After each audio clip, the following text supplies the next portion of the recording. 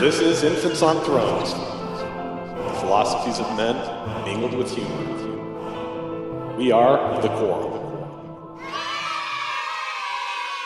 Have you ever wondered, what's up with the kids these days and their DJ spinning, electronic, raving music?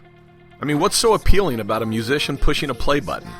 And what's the deal with all those weird and skimpy outfits? Well, wonder no more.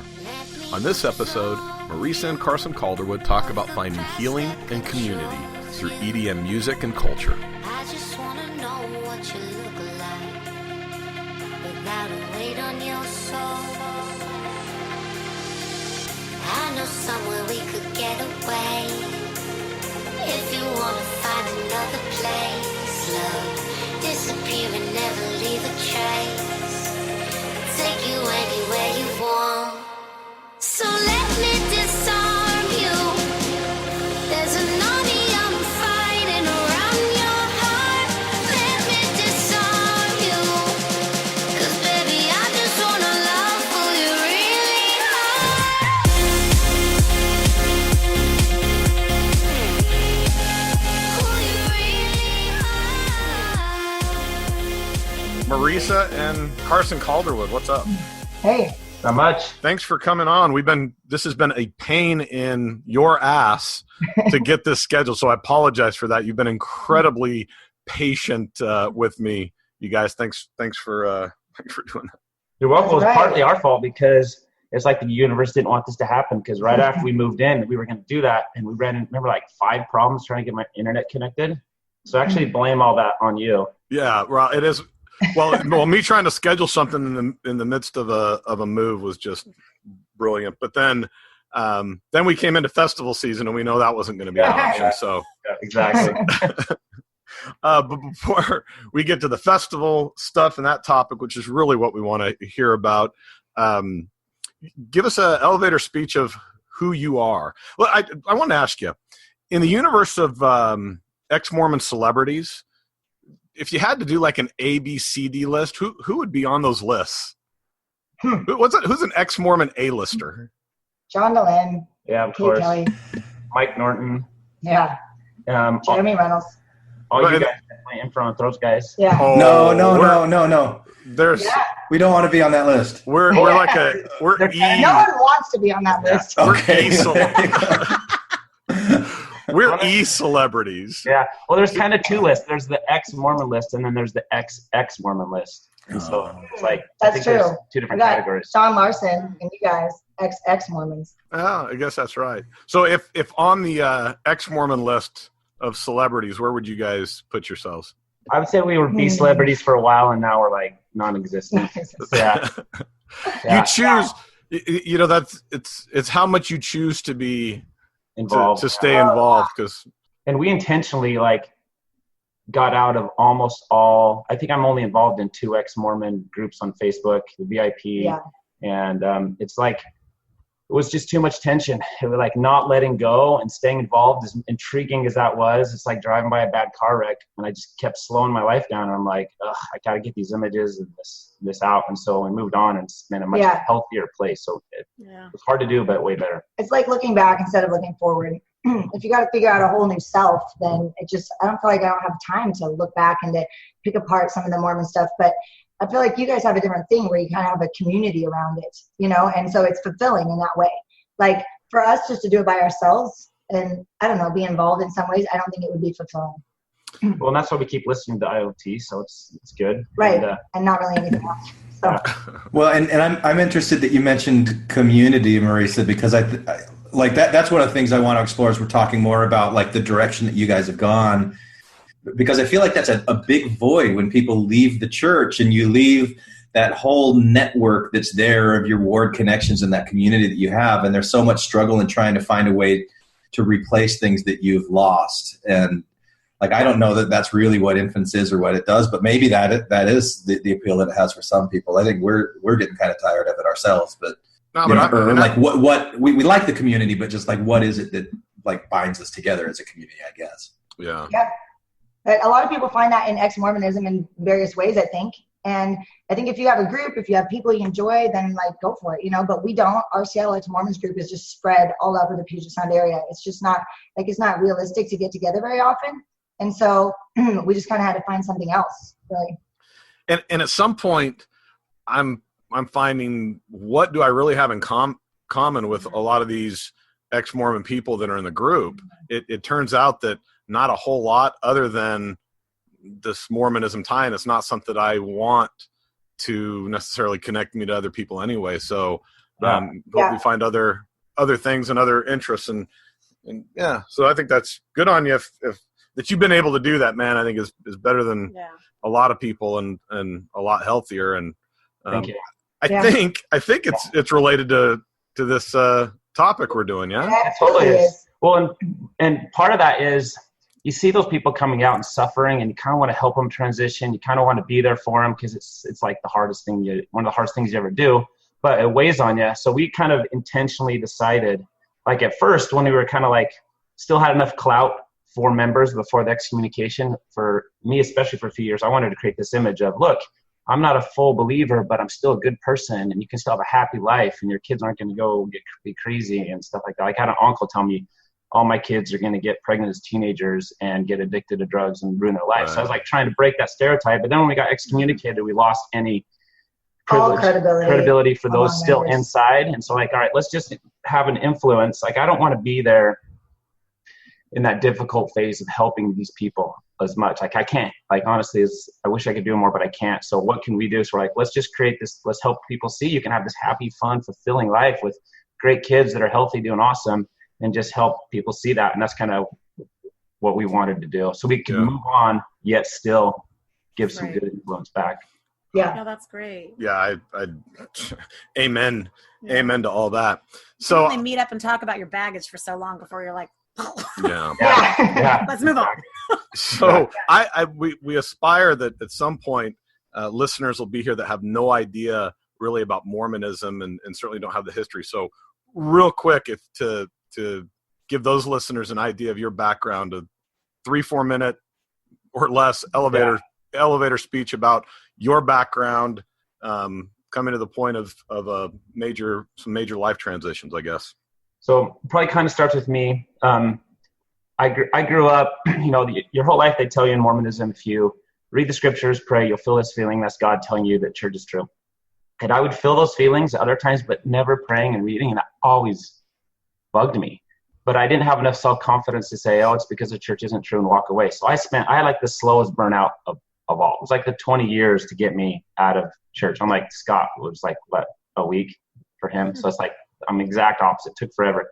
And so as I was researching these things forever, of trying to prove, I couldn't prove Mormonism spiritually, so I tried to prove it intellectually. And the more I tried to prove it, the more it fell apart. And I kept sharing stuff with her through time, and she would be like, why can't you just let go? It's like, just like, don't worry about that. Just keep being faithful like you are and do that. And so eventually it got to the point where I felt comfortable enough not believing that I started to support ordained women. And I had a pretty significant calling in the stake, and they said, you can't do that and keep your calling. And I'm like, all right. And I think they were trying to call my bluff, and they're like, so we're going to take your calling away and your temple recommend. And I was like, all right, that's fine, because I just didn't care anymore. And they like caught them off guard. But luckily for me, having kind of wishing she would be willing to leave, because I didn't want to leave without her. Yeah, I wasn't like 100% there yet. I was like, oh, this seems really messed up, but I think I still believe it, And we both grew up Mormon, and we met at BYU, and we were just super, super Mormon for a long time. But it was just about 3 years ago that we were at that point where we're like, I don't know, I'm not 100% sure. And that was the clincher for me. I was like, hold up. Like, Carson's been not believing, but 100% active for like years, and he's been so faithful, and now you're going to take away his temple recommend just because he supports ordained women? Like, he hasn't done anything wrong at all. And so that for me was just like, that's it. Like, I was so mad, and it just allowed me to believe, like, okay, it makes total sense now. It's all made up. It turned the tide for me. It's like in just a little shout out to Glenn and the Righteous Mind, is they have to hit on that heartstring that is a little stronger. And that's what it was for the women's rights, was like a sensitive thing for her. And so when the church showed they cared less about that than other things, that's what enabled her to leave. And then we left. Yeah. and then ultimately excommunicated. That's badass. Yeah, about a year later, about a year after that happened, we got excommunicated for publicly disbelieving, basically. I wrote a couple, what do you call them? Blog posts about, like, when the church wrote the essay on genetics in the Book of Mormon. I wrote a thing about how they're instead of continental drift, there's doctrinal drift going on in the church, which is like a throwback to that essay, which kind of showed that they're just logically, you can't look at all the shit the church does and not say, okay, they're changing, and they say they won't change. So it's like, it's just really easy. And I think it was too much. And they're like, you can't be still a member and saying stuff like that with the influence you still have with this community that we lived in our part of Washington. Because it's like 15% Mormon. It's kind of Phoenix-like, where there's just a really high concentration of Mormons there. And so, like, we need to draw a line so people don't think we support what you're saying, which was ridiculous. And Right. so That's how our state felt about it. But it worked though, like, to be honest. Yeah. Right? We got completely shut out by It's everyone. effective. There was Yeah. a lot of people that were kind of on the fence, and they just dove right back in. They just retrenched hardcore. We lost all of our friends, and eventually we moved because we were Right. like, oh, we don't feel comfortable here anymore. Like, you walk through the store and people literally look at you and turn around and walk the other direction. And that was happening to our kids too. Yeah. year, kind of like that first year, they're like, oh, maybe they'll come back. So they let our kids come over and play. But after a year or so, they're like, whoa, they're gone. Like, they're not coming back. Yeah. So stop letting our kids come over. And we're like, screw it. We're like going to Seattle all the time anyway, because that's where all of our new friends are, which our new, that's our new group. Let's move closer, get our kids out of this, get them to West Seattle, which is really diverse and funky. Like, we love it here. So it was hard, but better. Well, when was the excommunication? How long ago? It was in May of 2015. May of 2015. Oh, almost 2 years And it ago. wasn't until a year ago on the first day of school, when our kids came home crying, that I was like, that's it, we're moving. So that was like, a year and 4 months later is when we decided to move. So It's an interesting, I guess, reminder at how effective excommunication is at doing exactly what I think they want it to do, and alienate and ostracize and send that scarlet letter on, in this case, an entire family, including kids.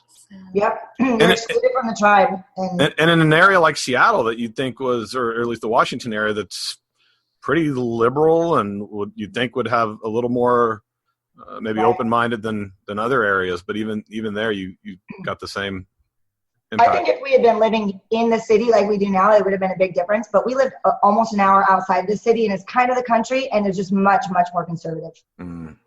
Right. So we're like, it's like our kids, it's so funny because they talk about the difference in school there and here, and like school there, like almost everyone was white, and they like, the teachers were so like kind of a little bit pro-Trump and conservative. They come out here and like teachers drop F-bombs in school, and they're talking about everyone is like anti-Trump. They're like, Dad, you wouldn't believe, it's like, I'm not the only atheist in the school anymore. And I'll say stuff like that. So it's like, the difference is that 45-minute drive is night and day difference. Wow.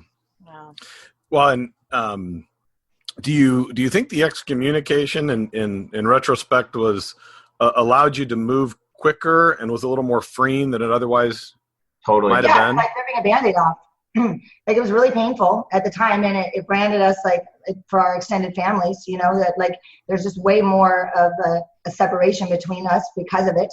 And it was more painful, but also more just like fast, like, that's it, like, move on.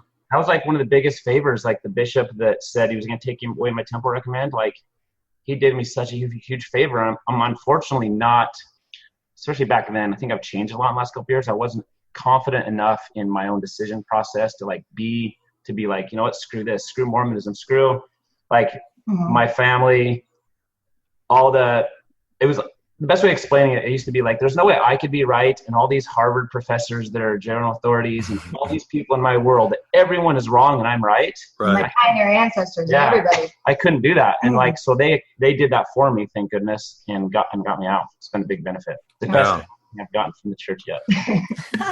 What a gift. Well, And then we're I do have one request, or one I guess some homework I want to give you guys, which is you're going to be responsible for providing the soundtrack to this episode. Oh, definitely. All right. Oh, So that's find some fun. good songs, yes. so let's get into it. How dirty do you want that bass to be? That's Yeah, right. Right. So these Mormon kids, you know, and I do like seeing the old photos that you have memories from like when you first got married and different things to see how Mormon the Calderwoods were. Yeah. And I like it because I mean, feels like the same thing for us. We all used to be there. Yeah, we were all there, and I love that because I never knew those Calderwoods. I only knew these Calderwoods. But what was the first introduction to this EDM world? Go for it. It's kind of a long. It doesn't take a long time, but it goes way back. Yeah. Well, actually, I'm going to stop. I'm going to go even back a little bit more because I like EDM, right? I really got into it in the last year or so. I really appreciate the musicality of it. I listen to it just in my life. My kids, go ahead, Glenn. Yeah, I like you say EDM like I'm supposed to know exactly what that is. So it's Well, this is like the rave culture, like thump music kind of stuff. That's what you're talking about? How would you describe it? Well, it stands for electronic dance music. Okay, cool. And so it comes EDM. kind of out of, like, there used to be like Europop, like remember like Pet Shop Boys and Erasure, you know? And then we used to call it techno, like 20 so years ago. And then they kind of like it branched out. And there's a lot of history where it comes back to Chicago and they call it house style music because there's a place there called the House. And but since then, in the last 25 or so years, it just has kind of exploded into a lot of different genres. So now you have electronic dance music that's more chill, that's way more hard, you know, like it's all over the page. So, but it's all under the umbrella of EDM. Is it like designed specifically for altered states of reality that you hear things or? Say some of it definitely is, but I think they kind of co-evolved together. You know, okay. It didn't come directly. It wasn't the altered states came first, and then they made music for that. They just kind of all came together. And I think it's, if anything, it's made for dancing and dance clubs. Yeah. Right. I mean, that's the point. Yeah, but what I've been amazed by is all the subgenres, like you were just talking about how, I guess they are very diverse, and you've got give us a quick list of the different steps. So I hesitate because there's like the people who really know their stuff, like some of our friends that are our age that have been doing it since they were like 14. Yeah. They're like, no, you're wrong, Carson. So here's my.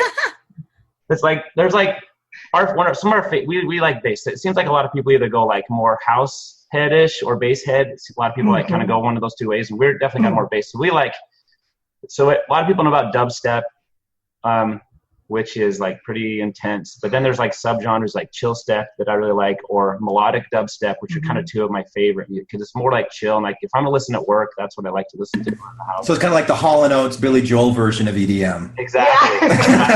All right, you're speaking my language now. All right, I got you. And it's kind of, you either kind of go towards the lighter side or the deeper side, I think. Yeah. And so like one of our Utah friend ravers, like she just loves the trance. Like it's just like a lot of like high floaty sounds, and it always will have like a thumping bass, but there's kind of the high side, or we prefer the low side, which is just like the dirty bass is what they call it. And it's got more hip hop mixed in. That's where trap music comes from. It's like a blend of EDM. Trap, and, well, because trap, I like to always clarify, like trap music actually is a style of like of rap and stuff, and then that influenced EDM a lot and became EDM trap, but a lot of people just say trap, but it's actually not the original trap. Yeah. Love it. A lot of hip hop mixed in, and it's just like I don't know, it's just like a different sound, and it's way more fun to dance. Yeah, and that's what when I'm at the club, that's what I like. I don't really sit at home and play some really dirty bass music. It's right. Too much. It's too It's intense. obnoxious almost. Yeah. But if you're in the moment, in the environment, like that's what you want. And one of the problems with that is if I'm like at the club and I'm really excited, I'm like, this is amazing. And I like pull up my phone to go do a Snapchat of it or record it. And I listen to it later. I'm like, it's not shit like that. It's not that. It's like people are like, why in the hell do they like this music? It's not that great. But when you're there and it's all the friends around you and it's like you feel the bass, that's awesome. Yeah, I get it. Yeah. So to bring it up, because as I've been sharing it with a lot of my friends my age, I mean, they fucking hate it. Like I'm 30-year-olds hate it. Yeah, the 30 and 40-year-olds. Yeah, they just I feel like I'm talking to my dad back when I started listening to rap music. This isn't, all they do is push play and that kind of crap. And I find it real fascinating to see that same thing happen. As people that get old tend to have the same biases against music, but anyway. So how did you get into it? What was the progression? So we have, in Seattle, we have the longest running dance music radio station in the country. It's been going for over 40 years. And so I think that really is how it started, because when I was a kid, I would listen, for me, right? Because I grew up in Seattle area, Carson grew up in Salt Lake. So I would listen to it sometimes as a kid, and I was like, ooh, this is good. And, you know, it was more of like the house music and the older techno at the time. And there was a kid that we were driving out to one of our local music festivals, and he's one of our friends, and he's like 23. And we turned on the radio, and he goes, "Oh, you guys listen to this station? This is great, right? C89.5, you know this?" And I said, "Honey, I've been listening to the station since before you were born." And he's like, "Whoa, I forgot you guys are so old." But you know, it's just been around for a long time. So I listened to it when I was in high school, and there used to be like local places that would play it really, really loud, you know, like ice cream shops that I could go into as a teenager. And so that was kind of like a part of my growing up. We both loved to dance. And I didn't have a station like that in Utah, obviously, but I was always drawn towards that. Like when I got back from my mission, I think it was, and I bought that Madonna CD. Ray of Light? Ray the of one Light. that she did that was like dance music. It was like kind of ahead of its time in a lot of ways. It was really good. And I was always drawn towards that type of music. And so when we met, we loved to dance. So we'd go out and dance as much as we could at BYU. And then we graduated. Dance club. We never went to the dance club because we had that idea in our mind that they were evil. That's true. I think Carson went before he met me. Yeah. But to the day. When we're talking about going dancing, I think I've been there. stage dances in high school, and then like BYU on campus dances. I mean, we were like squeaky clean. I never have gone to the Vortex or any of those clubs in Provo that people. You're dancing to like Eurasia and stuff like that. Yeah. So then we go to dental school and we get done and we move out to Washington. So then we can start listening to that station again, and we loved it. And I used to actually call that music all that. I called it my Mormon coffee, because I'd have to stay up really late at night doing all this research for how to open a dental office and how to make the business practices of the best. I would just spend hours, but to not fall asleep, I would just be cranking that music in the background. So it was like, so we really listened for years, and we really fell in love with like artists like Cascade, who's also a Mormon. And we really wanted to go see him. Like in 2010, he came to Seattle, but we're like, can't go to those unholy places where Cascade plays his music. You know, it's like, I was like, I don't understand how he's Mormon and he plays in evil places all the time. Yeah. Like, maybe he's not really a true Mormon. He still is, actually. So we went and saw him. Whoa. Did you say he's still Mormon? Yeah, apparently. Wow. Yeah. I think he's like, we know people that know him. We don't know him personally, but I think he just doesn't know much about the church. It's just where he grew up. He's a cultural Mormon. But he like, you know, he cares about family. He likes to be a good person. So what he knows, it clicks for him. So, but we saw him, and then that radio station, C9.5, would put on these listener appreciation parties that were all ages. So there, everyone could go, and it felt a little more safe. So we started going to those. I was so scared, like, to step into a dance club. Like, I mean, I really thought that, like, the spirit was going to be at the door. It was going to leave me. And then while you're out, something's going to happen to the kids, and the spirit Satan might ask you to dance. Yeah. And we were like, we were going to these like radio station with dance parties in garments and sober. Like, I mean, we were still like 100% Mormon. Yeah, so we did that for a while, and then eventually was it the garments that like kept it was like a barrier against any kind of. It probably did. Yeah. Nothing bad ever happened. So, that's why you were sober. You kept taking stuff, but it wouldn't. Shield and protect. Neither one of us drank a drop of alcohol until 3 years ago. Yeah.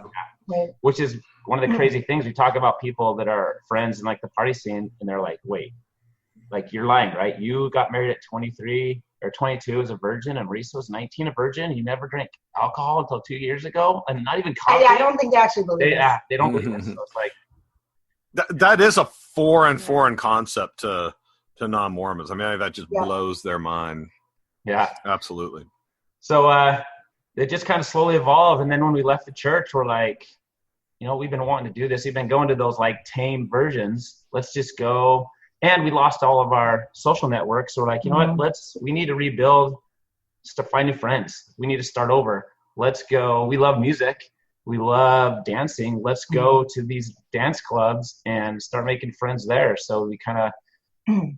I remember a day when we just were like, we just felt like 100% alone. We're like, now what? Like, we just have no more friends in the world. And we live in this place and we have 0 people to call right now and hang out with. And we went out, we just like, let's just go to like the party area of Seattle and let's just find a restaurant and let's just like see if we like it, if it's like our scene or whatever. And so we just went up to this place called Poquitos in Capitol Hill and we just sat there and it was kind of like a fun environment. And we're like, okay, like, now what? I think there's a dance club close to here. Maybe we should try that. Like, I mean, just 100% starting over.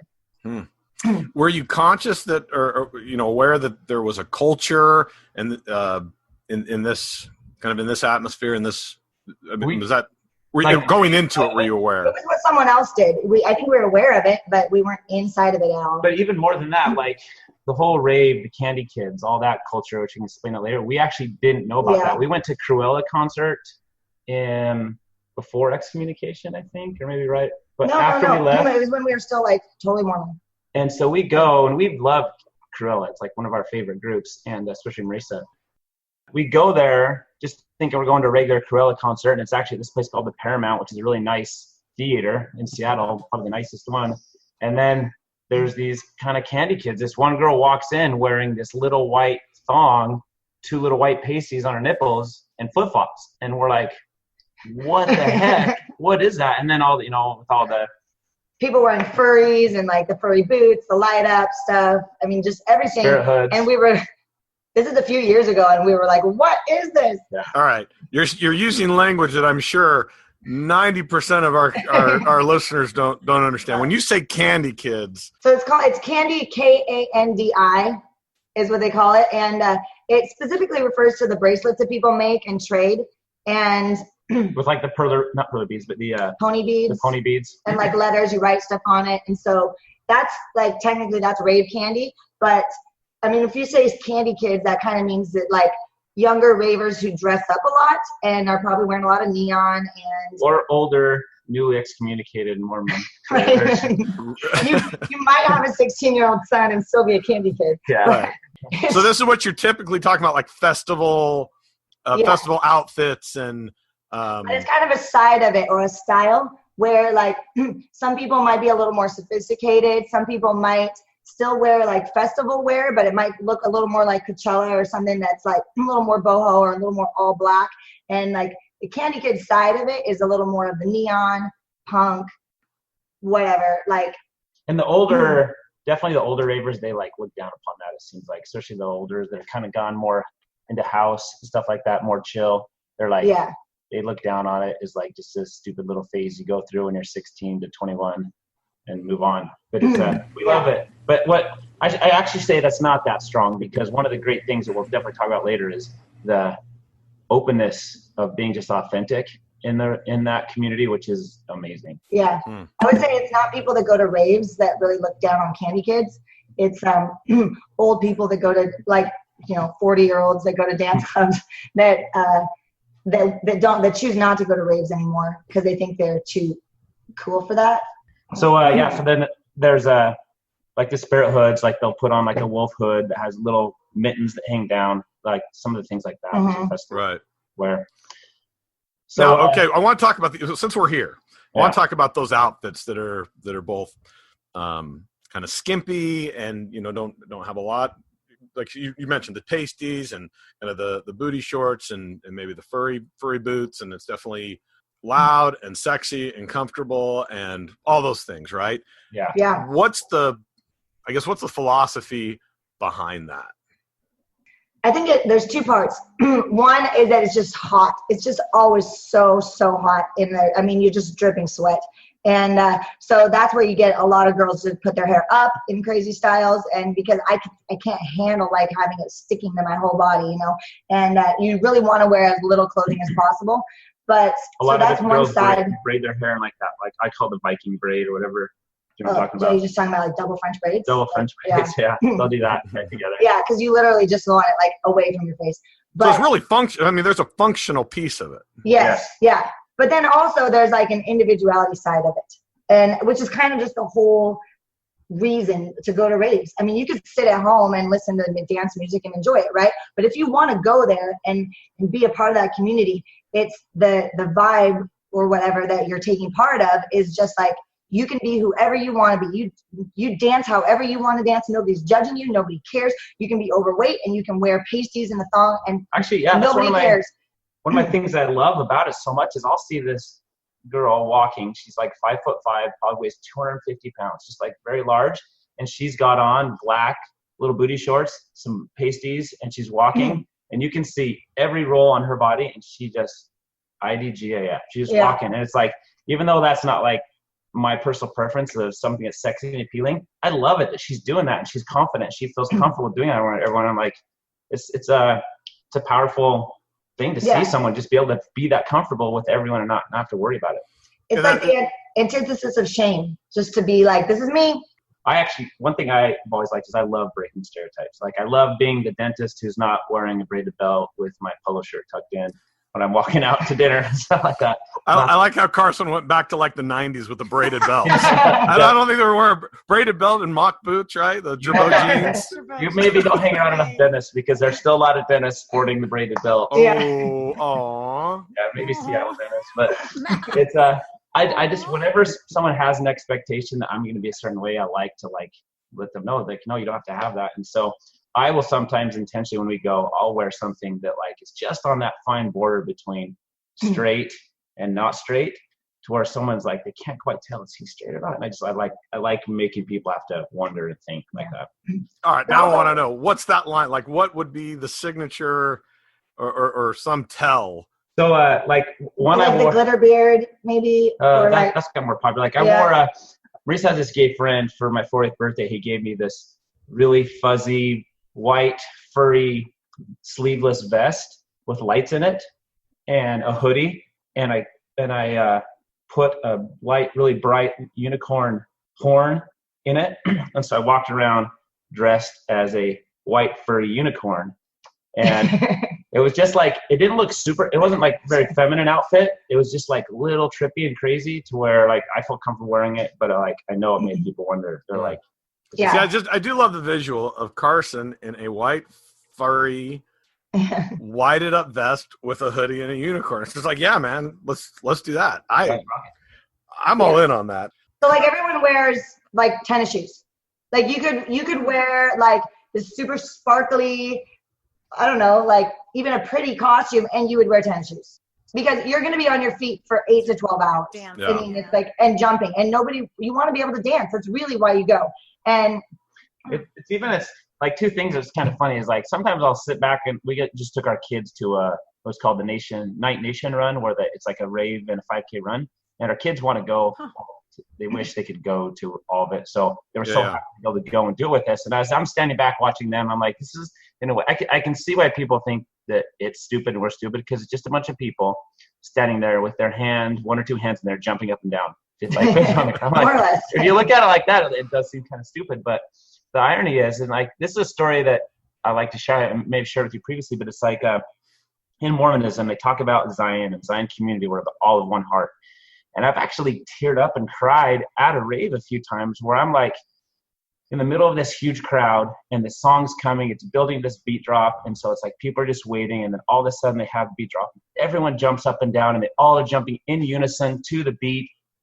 Thousands and tens of thousands of people. Just happy as can be. And I'm like so happy with my, like, especially the festivals more than the club, because you're with your like little rave fam where you're your best friends, you're all together, you're so happy. And it's like, and as much as I want to get Mormonism out of my head, I kind of hate but love that this thought comes in at this time. I'm like, this is my Zion. We are all of one heart. There's no judgment. Everyone's here. It's happy. And it's like, just my heart is just so big. And it's like, I'm like teared up as I'm jumping up and down dancing. But it's you like, can't help it. Like, you just love all the people.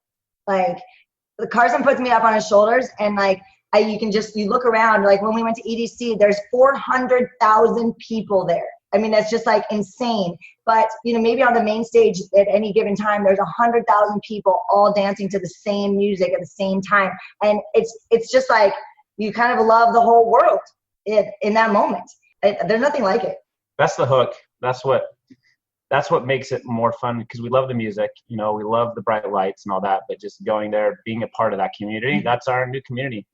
It seems like a real commitment. I mean, this is a hobby. Yeah. That this is your thing, right? Some people ski, or I don't know, whatever someone's hobby thing. This is a time and money commitment. Yeah. Yeah. You plan your vacation around it, and it's what you're looking forward to. So how many weekends, and maybe confirmation bias, but I'm like, man, these guys are at a show every weekend. I'm impressed. Every weekend. I thought you were going to say every night. No, I thought so there are times where it will be Friday, Saturday night, and then another weekend the following. I mean, you've had consecutive weekends at these multiple times. I don't. That's an understatement, dude. Yeah, I feel kind of guilty. We go out, I would say, almost every Wednesday, Friday, Saturday, and sometimes Wednesday, Thursday, Friday, Saturday, sometimes Sunday. I mean, really, like probably 5 nights a week. Sometimes 5 nights a week. Not every Some weeks, 5 nights a week. So, yeah, but the problem is, it's like Wednesday. Our favorite club here is called Foundation. They have this bass night where they bring in really heavy bass. So it's like we go on Wednesday, which is kind of hard because I have to leave early because I have to get up for work the next day, but we still go. Mm-hmm. And then another club will have these awesome Thursday night events, and then Friday and Saturday. So it's like there's so much going on here. Well, I don't. And we can almost always get in for free because they have guest lists, and they like to get people in before 11 p.m. And so we just message our friends, get in for free on guest list.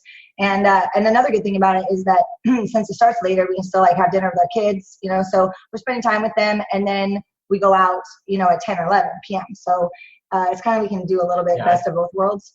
I try not to snap every time I go out, because I'm like, everyone's got to get tired of the same 10-second snap of some DJ. You can't hear very well. Music. Wednesday, Friday, Saturday. Right. So we actually had a goal, because, you know, there's this song, Drake remixes it, called I forget the name of it, but it's about clubbing on a Tuesday night. And at the club on a Tuesday. We had a goal to make sure we had clubbed on every night, and like a year or so ago we'd hit that. Every night of the week we've actually been to a club dancing. So my main question is, how do you physically do it? It seems like that would just be so taxing, so physically taxing. Yeah. It basically is my exercise. I mean, I used to go for a run almost every morning, and now I go dancing 3, 4, 5 nights a week. I lifted really hard for like 4 years, and then it was like part of my therapy as the excommunication, or the exit from the church. I just lifted. It felt so good. And then once we got into the scene, I actually have lifted like 2 times, 3 times in the last 2 years. It's just, but we both feel like we have really good quads and glutes all that dancing. So right, your calf work, absolutely. Yeah. And my right arm, it's really good. Getting so buff. Oh, that's great. Are you tired the next day? Like just worn out? After festivals, yes. After club nights, no. Yeah. Well, and I'm kind of wake up and get the kids to school, and you feel great. Yeah. Maybe. Well, I'm kind of lucky in that I have an associate at my office, and I would rather make less money and work less often. So I work 3 days a week and don't make it as much as most other dentists in the area, just because I would prefer to have that free time. Mm-hmm. And so it enables us to be able to do more and then not be sacrificing with the kids and the other responsibilities we have to do. So that's a big part of it. Yeah. And we sometimes plan sleeping in or taking naps. Like if I have to get up and get the kids off to school, then like if it's on a Friday and he's not working, then we'll just plan to sleep later. So talk about the culture and your people, your group, kind of how you found them and what they mean to you and how it's become your pack. It's kind of has been a progression, but we met some people that were ex-Mormon that were into clubbing, and I had been to some raves before, and like we went out to a venue that's kind of rave-ish, but also just it's just local here. It's kind of just like a dance club, and this one girl was making fun of me for wearing jeans. And she's like, and we had already signed up for one of the bigger raves that was at the Tacoma Dome the next month. And she looks at me, she's like, "You're not going to wear that to the rave, are you?" And I was like, I don't know. I was just wearing like jeans and a t-shirt. So I just didn't know that, that nobody wears that. And it's so weird that it's weird. Which is funny to wear jeans. Like that's not normal. Our 16-year-old will watch us walk out and he's like, "Mom, you're not going to go out in public dressed like that, are you?" And she's like, "No, I'm going to the rave, but if I wore jeans and a t-shirt, everyone would look at me like you're looking at me wearing this right now." It's all just time and place, that environment that you're in. And but you look crazy, and then you get there and everybody else looks crazy, and so you're like, "Oh, it's just normal." So we met some people. We all have our uniforms, right? Every group has their uniform. Exactly. The tribal uniform is true. That's right. We met some people, started going to a couple of things, but then what really made the difference is we met this girl, Vanessa, who used to be Jehovah's Witness. And so we started talking to her. We just met her like from a friend of a friend. And she's just super into raving. And she had a bunch of rave friends, and we had already signed up for the next rave because we'd been to a few dance clubs, and we're like, "Hey, what's that? That looks fun." And so we signed up for the rave called Lucky, which is in March. It's around St. Patrick's Day. All right, let me interrupt you. Dance club, festival, rave. Okay. Good point. Clarify that. So I think we actually don't love calling the festivals raves. They kind of started out as raves. That was like everyone would get together, listen to music and all that. It was more underground, which still happens. We've been to some of those. But the festivals are a lot more produced, a lot more higher end. It's all coordinated and everything. We kind of like that better. A real like traditional rave is like underground, like literally in a warehouse or something. And you don't have a lot of lights. The speaker system might not be that great. And you probably have to bring your own alcohol. And like, that's a real rave. And like, we've been to some of those, and some people are like diehard fans of those. But what people often call raves right now are these kind of bigger events that are put on by big companies, and they bring in big DJs, and they have huge sound systems and lights, and you wear the whole thing. Yeah. People still call it raving. But that's a festival. And so, well, that's not necessarily a music festival. That's an event. That's true. Because the music festivals are usually more than one day, right? And so multiple stages. Yes, yeah, multiple stages, and like Coachella.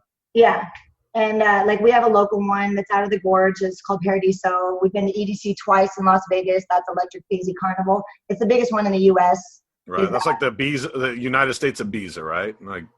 Yeah. And I mean, but it's really just one weekend though. Yeah. Yeah. So and then you have the clubs that'll be like the local clubs you'll go to listen to music. So you can go to a festival, a rave, an event, a club. Those are all the different ways where you can go and experience the music. And the club is more, the festival and raves is more like group activity, I think of it. Whereas the clubs is more like dating your partner or whatever, less, rave fam, like your gotcha group. Yeah. So you were back. So Vanessa was a close friend. She was Jehovah's Witness, and you guys went to you were at a rave. Yeah. Sorry, I want to catch you back up. Like she like we understood each other, right? Because we both come from this like conservative background. We're both like kind of estranged from our old friends and family, and so she was like, "Oh, you guys are going to Lucky's? Let's all go together. You guys can come with my rave fam." And we're like, "What's a rave fam?"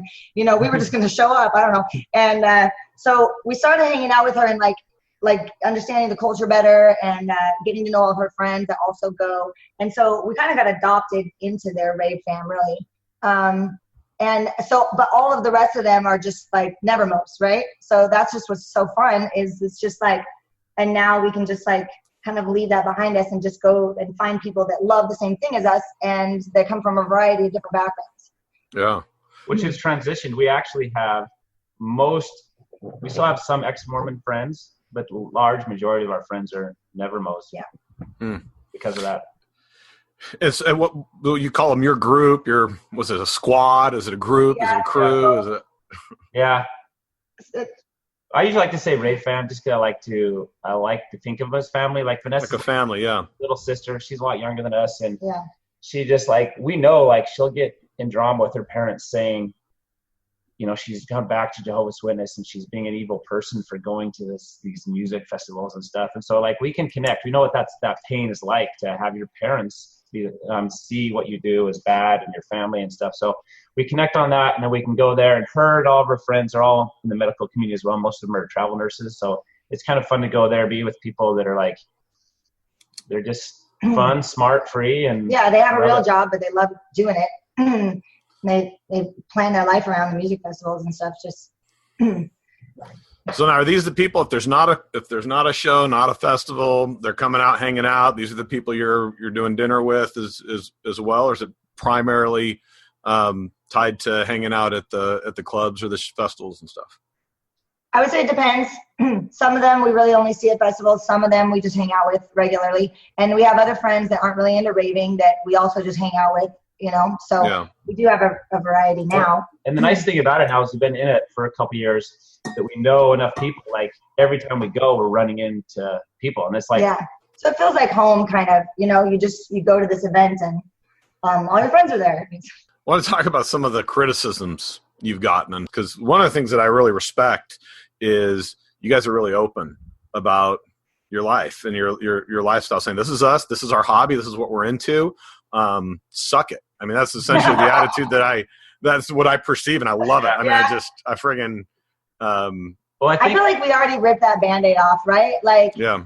There was that moment where Carson wanted to post this huge long blog post about why we didn't believe in the church anymore. And I was like, oh, are we really going to be so public about it? And then that's what it was. It just got to that point where like, fuck it, like, let's just do it. And so ever since then, I don't know, it's kind of like we have nothing to lose, right? Everybody already hates us.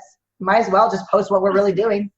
And authenticity is addicting, man. You like be a little authentic, and then you get you're going to have the haters, but I think the haters are stupid, so I don't care what they say. But all these other people I like, they respond really well. The more authentic I am, then the more comfortable they feel being open, and then you're both being more open with each other and connecting more, and you have that stronger connection. And that's I love that feeling. So it makes it, I think, just having left Mormonism, thinking, you know what, I don't know, I don't know how to say this nicely, but like, yeah, you guys can think what you want. That's stupid for me. And so I don't have to feel any pressure to make you guys happy.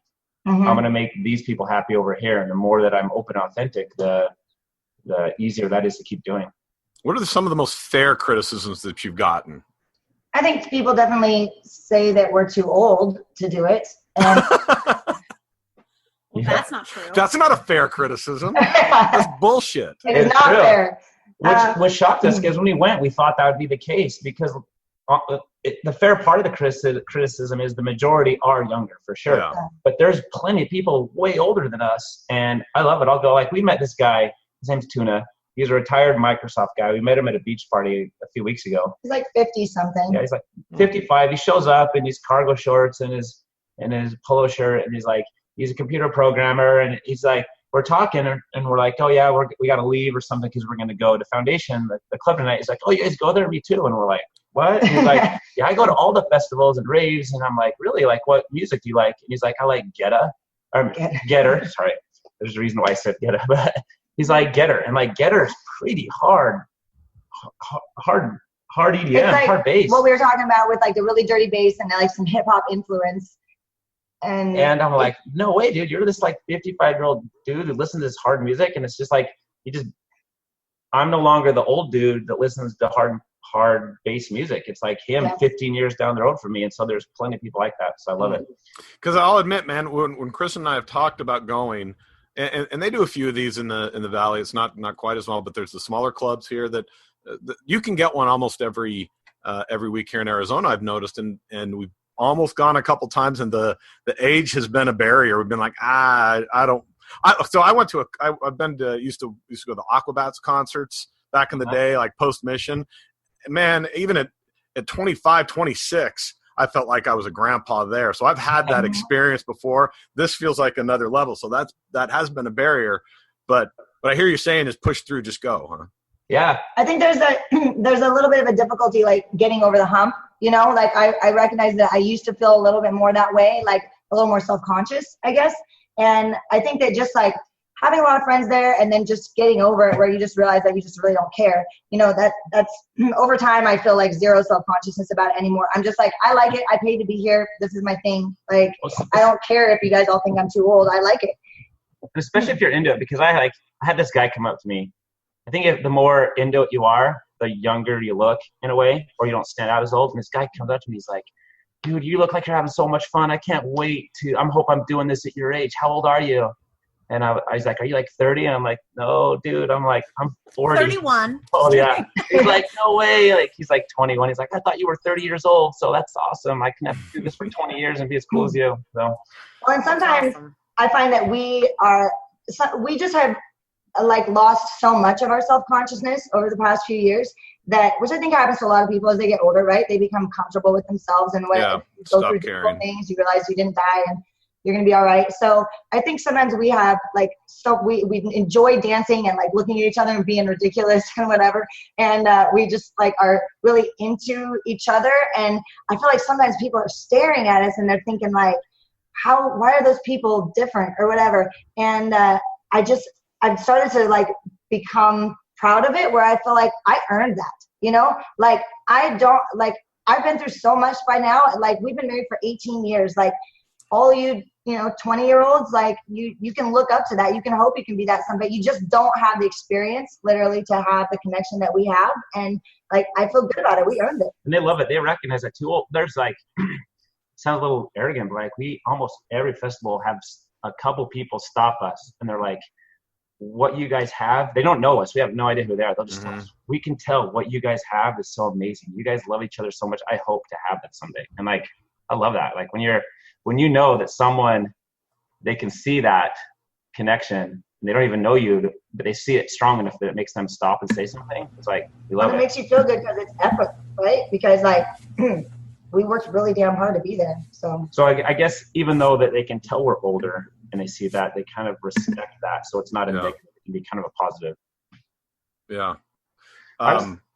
Go ahead.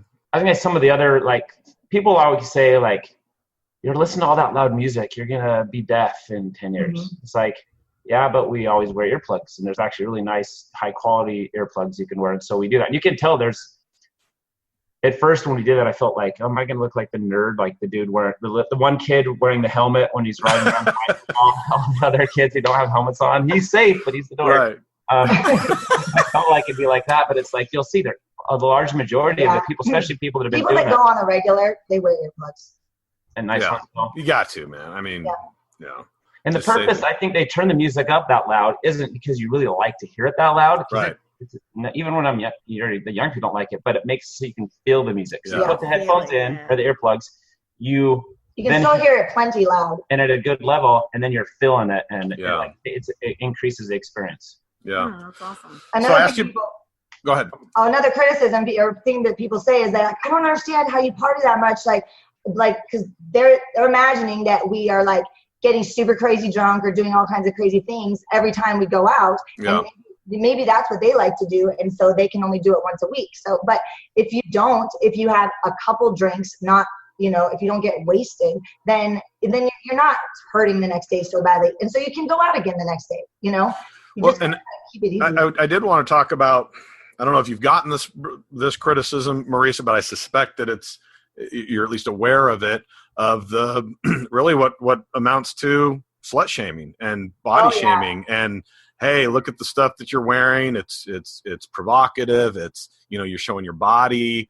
Can you talk about that? Facebook. Your parents posting on Facebook. Do you like friends with your parents on Facebook? Oh yeah, I do. Yeah. What about your kids' friends and those types of things? Are these all things you've either heard or certainly aware of? Oh yeah, for sure.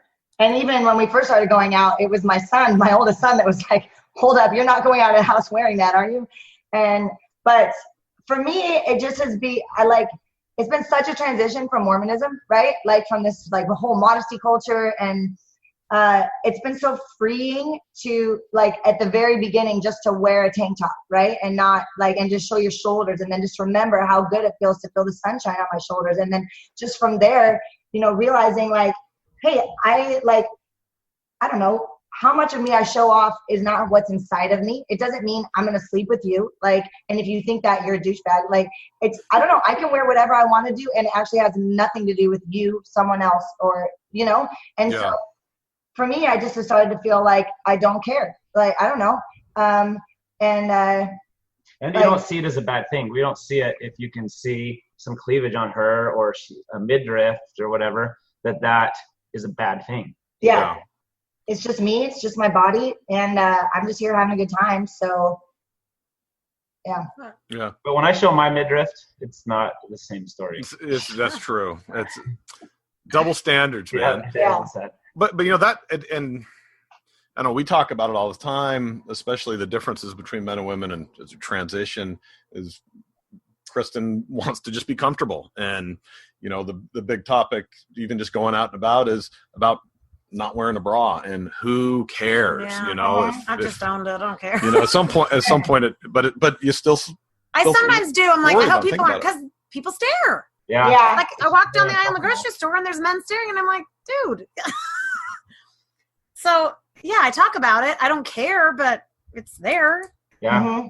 Yeah, you have to deal with the repercussions of that cultural repression. It's making them react in that way, and then it makes you uncomfortable. And so it's like, you definitely take that into consideration. But in many ways, I feel like there's been a couple themes here, which is going in full board, basically, not owning whatever you're doing, and you did that right away by the excommunication kind of forced it in I guess being one way and not gradually having one foot in and one foot out. But then even with this, with owning it and posting it and saying, yeah, that's me. There seems to be some real, again, power and some freedom in doing that. Oh yeah, for sure. I think that's just been the whole thing that we found in the past couple of years, is just that exciting freedom to be ourselves. I'm like, that's the tattoo I got. It says free to be me. And there's a woman that used to be in my ward that I saw at the park a year ago or something. And she goes, what's your tattoo say? And I said, held it up, free to be me. She's like, oh, of course it does. And I'm like, okay, listen to yourself. Like, right. Do you have a problem with that? Because really, what are you believing if you have a problem with that? But in a way, that's what we all used to believe, right? Is that you should think and feel a certain way, that who you really are on the inside is somehow not okay. And that's been just with everything we've done with therapy and even just branching out, going to raves, making new friends, and everything that we are trying to do in our lives, it's like we can just finally be ourselves for the first time in our lives. And yeah. And I'm interested that you mentioned kind of therapy, and has therapy been a part of this process as well? Definitely. Yeah, we started going to see a therapist a little bit before we left the church. And I feel like that was, it helped me, I guess, gain the confidence to just be like, okay, this is actually what I really feel. And I am going to leave the church, even though it's really painful and difficult. And from there, our therapist had us do that. Our therapist gave us the ability to be in touch with ourselves a little more, and to have a strong sense of self, so that we could be comfortable with whatever our decisions were. Yeah. So, otherwise I might've been just too scared, I guess. Mm-hmm. But yeah, it started with that, with I think just becoming stronger individuals. And then as it was so helpful to just have that therapist, just have kind of every 3 weeks or so scheduled with her, as we were going through the next year, losing all of our friends, getting a lot of lashback, eventually being excommunicated, moving on, through all of that, we just kept regular appointments, because there was always something that we had to talk about. And so I think that was super helpful. And also then you just had this whole internal crisis going along with it. For me, it was, I was going to go get a PhD, but then I decided not to. I decided to have a baby when I was 21 instead. And now I'm just I'm off track, and I'm frustrated about that. There's just so many parts of leaving the church where you have an identity crisis in some ways, right? And so just navigating through all of that, we listen to a ton of books, we use our Audible account a lot, but in addition to that, having a therapist has just really been priceless. I feel like I've seen other people try to do it without therapy, and I think it takes a lot longer, and it's more painful and difficult. You don't know what you don't know, so it's so nice to have that. Totally agree. Yeah, know that it's amazing. Yeah. everyone should do it. If I like when my kids get married, I don't know if I'm gonna give it to them as a wedding present when they get married, or maybe after a year, so they've had some time to work through marriage a little bit. But it's like I want to give them a year worth of marital therapy and stuff, because it's like it changes your life for the better in so many ways. Well, and I totally echo that, and I have been pitching that's by not doing that and by just staying in these Mormon groups and podcasts and using that as therapy, it's just prolonged the process for too many people, rather than ripping the Band-Aid off and getting some real world shit and working through stuff and figuring out what things mean for you and for you as a couple, and really getting insight from people that know really know. You have to get the Mormonism out of your head, right? Like whatever core beliefs or like about yourself or about life that you have that you now want to get out, it's difficult. And if you don't proactively do something about it, they're just going to linger inside of you, and you're going to realize 20 years down the road that you still have this like core belief that in your head you don't really agree with anymore, but it still is affecting you and your decisions in your life. So it's like a purge kind of.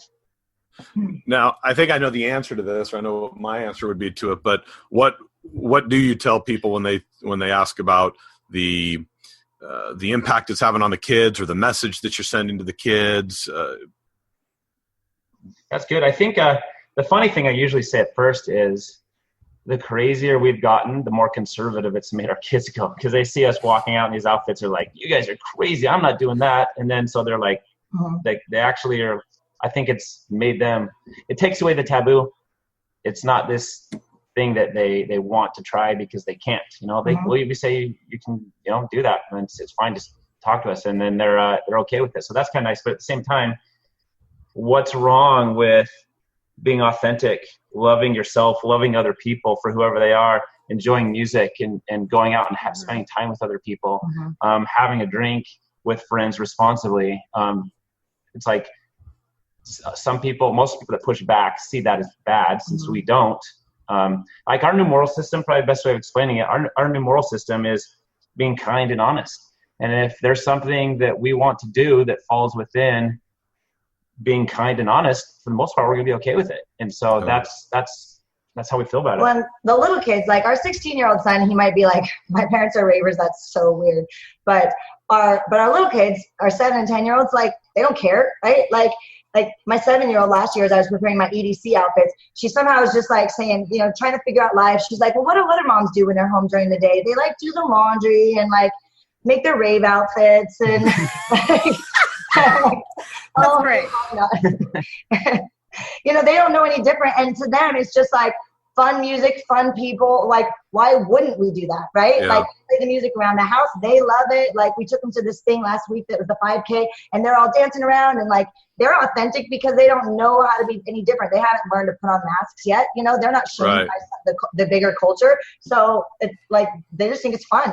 But also what I love about you guys, though, is you're doing it together. You're happy. You seem really happy, and your kids see that. I'm sure you get, bad comments, but really, like, we've seen that too. Like, when we hang out and are blasting music and wearing crazy things at our house, like, our kids know we're having fun together and we love each other. So well, I think great. The big negative is that it's obvious that there's a big connection between the rave culture and drug culture. And so people are afraid, if you're doing that, are you condoning that? Are you encouraging kids to go do that? You're going to become a drug addict. I was just going to say, you stepped on my line. I was going to say, let's talk about the pupil dilated elephant in the room. Yeah. Yeah. And it's like, you can't deny it. It's a huge part of the culture. Just because it's there doesn't mean you have to do it, but you see it all the time.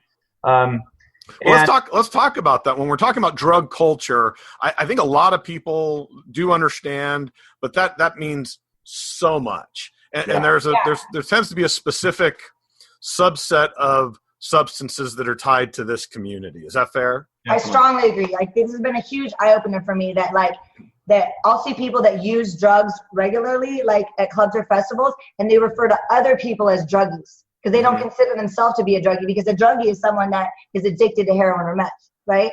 And so some crackhead who's like tweaked out on the street. That's when they say druggie, that's what they're referring to. And I'm like, wait, when that, like that, some people said, I'm like, wait, you do drugs all the time and you're saying they're a druggie, but then like we understood that difference and see what they mean. So let's do that. Let's break down the difference between those.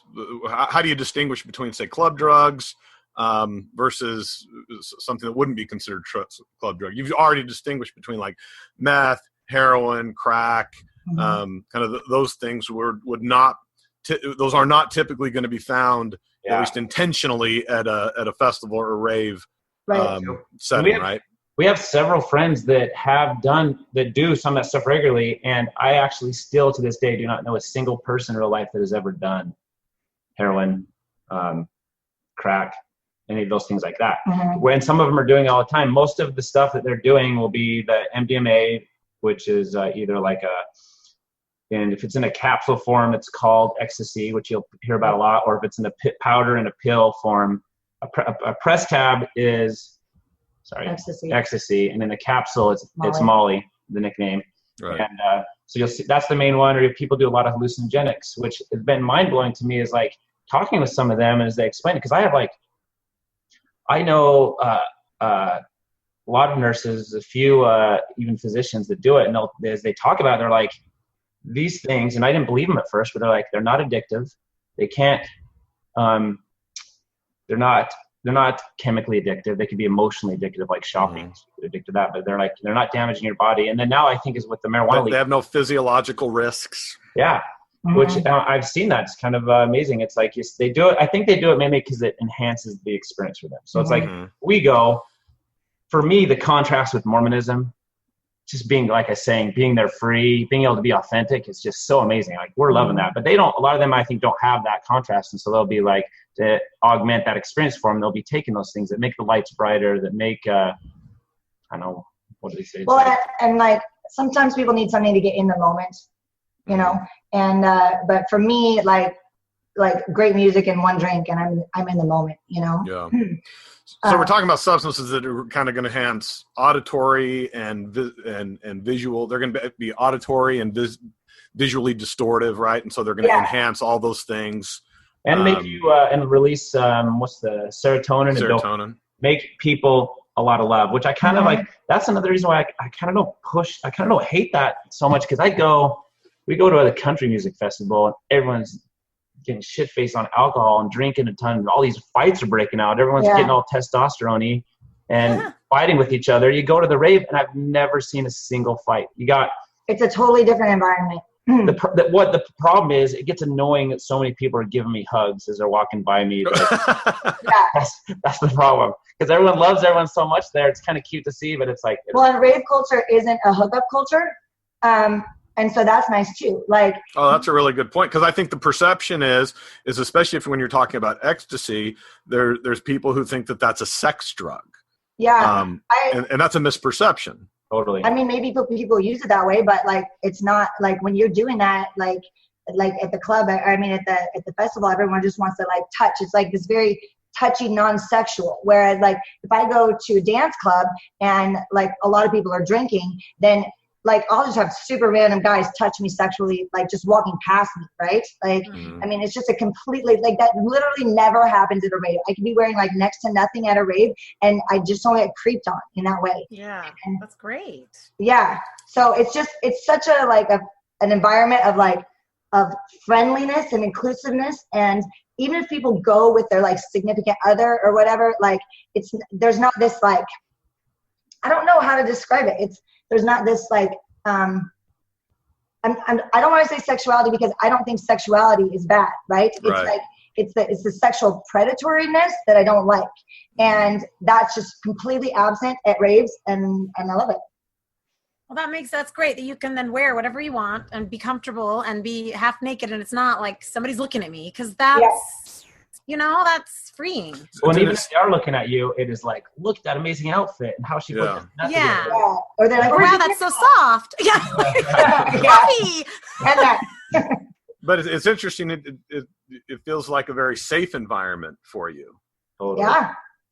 That's great. Everybody watches out for each other. If anybody is ever like looks like they're in trouble in some way, like they might be throwing up or whatever, or like even like a part of your outfit's coming off or whatever, like everybody's just there to help. Like, it's been an awesome thing to see, like, in the bathrooms, girls are, oh, girl, are you okay? Like people are just so friendly and helpful. And I want to say more than I ever got at church. Like, I think that people are so comfortable with themselves that there's no competition. They're not like, oh my God, look at her skirt's riding up in the back or whatever. Like, it's just like everybody wants to completely help everybody else. And like, it's a great environment. And I think kind of bring it back around to the point of the pushback we'll get from people and the fear. People don't talk enough about that drug culture, and I kind of wish they would, because what happens is you have, like, I hear people, there's a couple groups that go to the festivals and they hand out papers and cards and postcards that has information about how to do a lot of those things safely. Mm-hmm. So as I've read them over and I see that, one of the big phrases that I really love is, instead of saying just say no, N-O, it's just say no, K-N-O-W.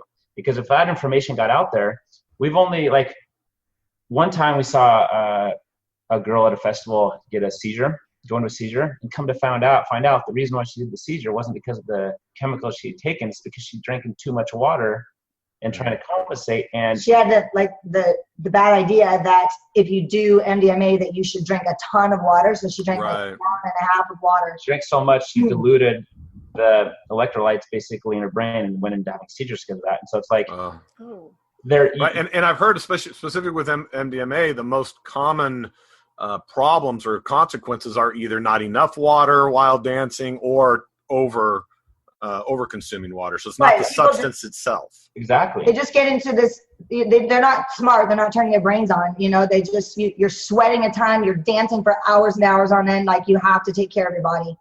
Yeah. And what I hear, the term I hear is risk prevention technique. So there's risk to anything we do, to anything people do. That's why we have seatbelts and other things like that in cars. But and that there are other techniques, like you talked about, being responsible with water and not staying out and never taking a break for 8 hours straight and just be dancing and to exhaustion and those types of things. There are risk prevention techniques for these things, as I understand it. Totally. Yeah. And the irony is, alcohol is way worse than a lot of those things. It's like, I don't know, that's just what like drives me nuts. Like, so many people are so okay with alcohol, and it's neurotoxic. It's damaging their body and their brain. They're doing stupid things. Like, I don't know. That's one thing is, like, I try and drink, and we be careful. We enjoy drinking, but we try and keep it to a couple drinks. Marisa has a 3-drink limit on a whole night. I'm just a lightweight, so her body, and like, I can drink a little more, but like, we don't drink more than that because we see so many people doing stupid things. And on all that stuff, it is more about having that harm prevention. Being a user, not an abuser, is another phrase I like. So it's good. Well, and there's just so much to be said for moderation, right? With all of it, like, just don't be stupid. I don't know. And like, when we go to festivals, the longer ones, we wear like the hydration packs and we put electrolyte drops in them. And so you always have your water on you, because you might be in the middle of a crowd of 100,000 people, and it's going to take you like an hour to go to the bathroom and refill your water, and you might get lost from each other. You know, I mean, you have to be smart. You have to be prepared. Right. See, that's where the age comes in. That's the responsibility. It's actually a benefit. It's kind of nice going into the scene at 37 and 34, however old you were. Yeah. Teach these kids how to do it right. Right. We're like the rave mom and dad for like all of our friends that are in their 20s. But just don't call us mom and dad. Yeah, no. We'll keep you guys safe. Oh. So do you see you guys slowing down anytime soon? We keep talking about it and then not doing it. Yeah, I thought we would be by now. It's the thing is, what's happened is it's become more of our community, because we know enough people, and now we don't have, a lot of times we can like get into the clubs for free. We can get on the guest list with people that work there and stuff. So it makes it easier, and we've learned things that make it more comfortable. And so we always have our earplugs with us. I don't wear high heels, because I go to dance. Like, we just know all the things now, and so it's just like easy. It's close. All right, so let's get into it. Tips, Raver 101, etiquette and tips. So definitely, I would say we heard water. The packs seem to be like a good idea. Yeah, for sure. You can just wear a camelback. They have special ones for raves, but. So I have a really funny thing about that. So like a lot of people go and they will sneak their drugs in. We actually have snuck drugs in, but it was Advil for our really old bodies because Advil is inside there. So if you're older and you need that, that's the tip. So the younger kids slip the Molly and the stimulants in. The old folks slip in the Advil and the Tums. Have a sore back. Yeah, exactly. Sneak in some ibuprofen for yourself. That's great. So it's like that irony there is just like, it's too funny. Yeah. So, So like the high heels, people wear them to dance clubs, but nobody wears them to a rave. I've just given up on wearing them all together unless I'm going to go out to dinner and sit the entire time, because I really go to dance. And so definitely get yourself some comfortable shoes. Also, don't wear super nice shoes because they're going to get dirty, super dirty. And I would say to try, if you're going to wear any sort of costume, like try it all on beforehand, because some of that stuff is just itchy. Like you don't want anything restrictive. Don't wear a push-up bra. Like you can't even breathe. You need to wear something that's comfortable. I mean, you literally will see a lot of girls wearing just a sports bra. And if they don't want to like dress up and do the whole candy kid thing, like a lot of people almost just wear exercise clothes because you really just want to go and have fun, and it's breathable and it's stretchy. And, wear like, I put foam pads inside my sneakers, even though like I wear my like best quality running shoes to the longer raves. I still wear foam pads and really good socks. Yeah, because like at EDC both years, I have my phone tracking like how much movement we're doing and stuff like that app. And I had the equivalent of the number of steps you take in a marathon both times. Wow. So it's like you are walking. Doing real work on your body, yeah. Yeah. And actually work out before, like we trained for it. It kicked our asses last year. And so this year, like, all right, we're gonna run, we're gonna go up and down the stairs a lot to build our glutes and quads up, so then we can actually survive the 3 days and not look like a 40-year-old old man who can't handle it. So it made a difference. Yeah. Now you mentioned something early on. You kind of said there was this, and I maybe I just didn't understand completely. Is this? There seems to be this shift towards kind of maybe older or more established ravers versus the candy kids, which is the wild stuff. But you said the older costumes are a little more reserved. Did I get that right? So I think that's more like a lot of those people don't go to raves. And so they're more just going to dance clubs. They love EDM, but they're kind of just like, they love what was popular 20 years ago, and they don't want to wear like anything crazy. They just think that's childish, and maybe because that's literally what they did when they were children, right? I see. Now they're just older. But you're not going to get that. Like, is there should anyone feel self-conscious about what they wear? Are there any rules with regards to that where they're completely out of place? Because I've seen the gamut, and you just wonder if you're. Anyway, is my question clear? Yeah, anything to avoid? I would say that nothing really formal is that like the only thing that's going to look out of place is if you're wearing like slacks and a button-up shirt, right? Or a braided belt. Actually have seen, yeah. A braided belt. Yeah. Don't wear those. Loafers, maybe. Yeah. Yeah, no, I would say that if you literally like have no idea what else to wear, just wear like your most comfortable, like casual, like basketball shorts and a t-shirt for men. Nobody cares. Like you don't have to dress up, but just wear something that's comfortable and casual. And even if you like it and do, like we've seen, like I like wearing a little bit of candy. I'll do a little bit, not per time, but you'll see the people where it's going up their entire arm. They have the cuffs of the candy all the way up the belt because they just love trading it with each other and stuff like that. And which is actually something that is kind of cool. Is a lot of times when you do trade the candy, the big acronym for the whole scene is PLUR: peace, love, unity, and respect. And so you have this the candy, little bracelet, and you'll run into someone and you're like, if I ran into you and you're, hey, we both got the same tank top on, you're awesome. You give each other a hug and like, let's trade candy. And so you do a thing where you put your hands together in like the peace sign, start off, and you do make a heart for love.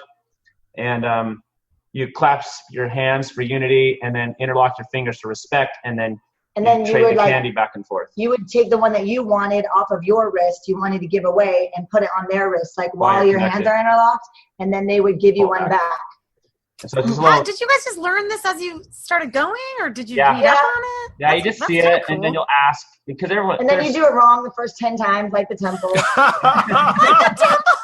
You got your own temple handshake. I love it. Awesome. Yeah. Oh, but they're not.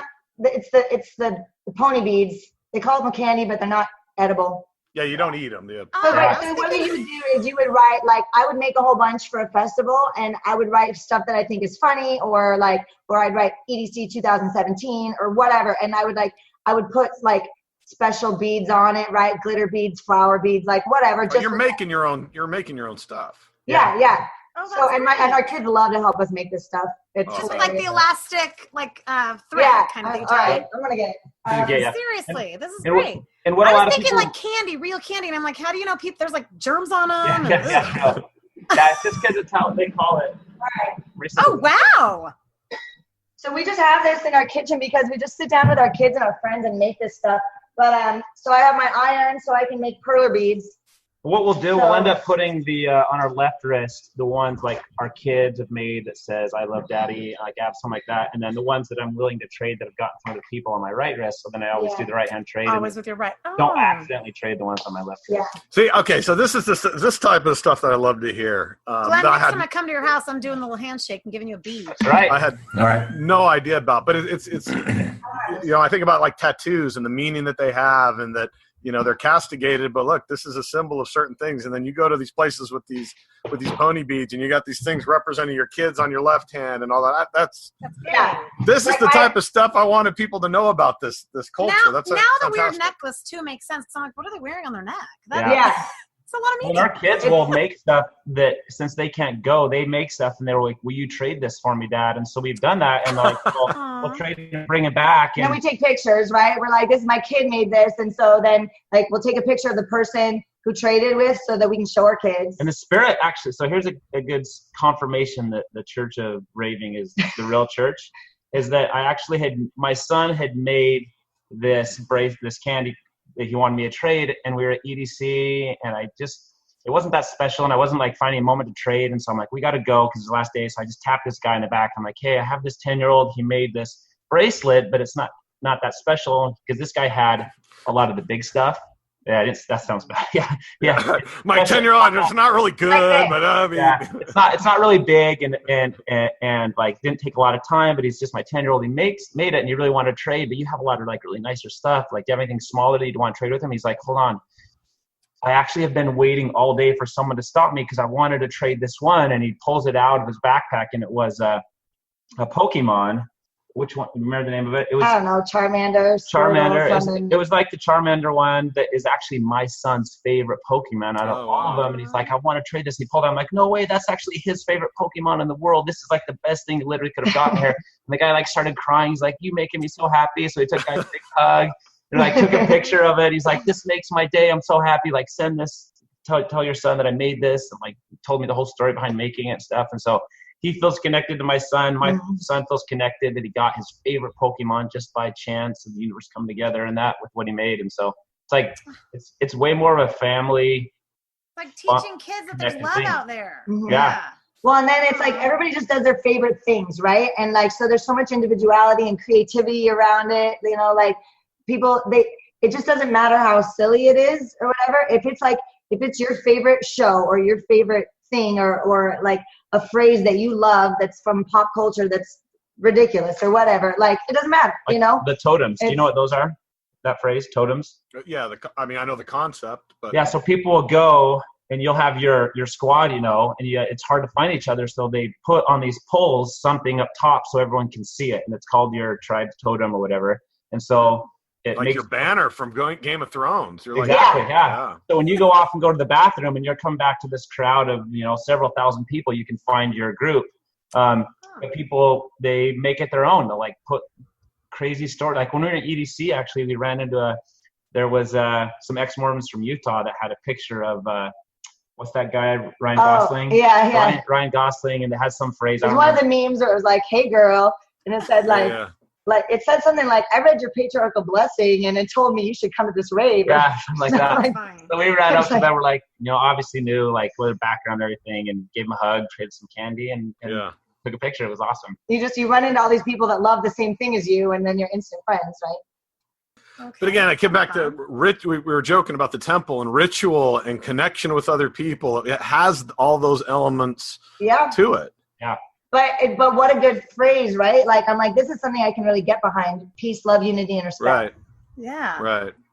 But it is. It's a very tribal community thing that I think that's why it's had the success it's had in the larger scene, is because it's very captivating. It pulls you in. You feel connected, and it has all those trademarks. There's no lines, there's no like racial or sexual preference or anything. It's just like there's just, it's so inclusive, like by far the most inclusive environment I've ever been. Total acceptance. Yeah, that's great.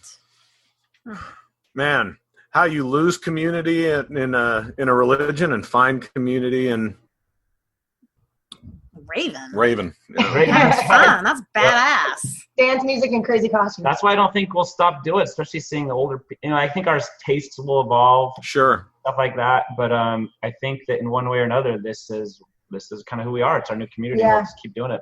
No, I just love like what you said though. Going to a dance club, there's always people like men trying to grind you and grab you. Where this seems like, oh, I can do this. That's fun because we love to dance. Yeah. It's just sometimes having creepy people around you is yuck.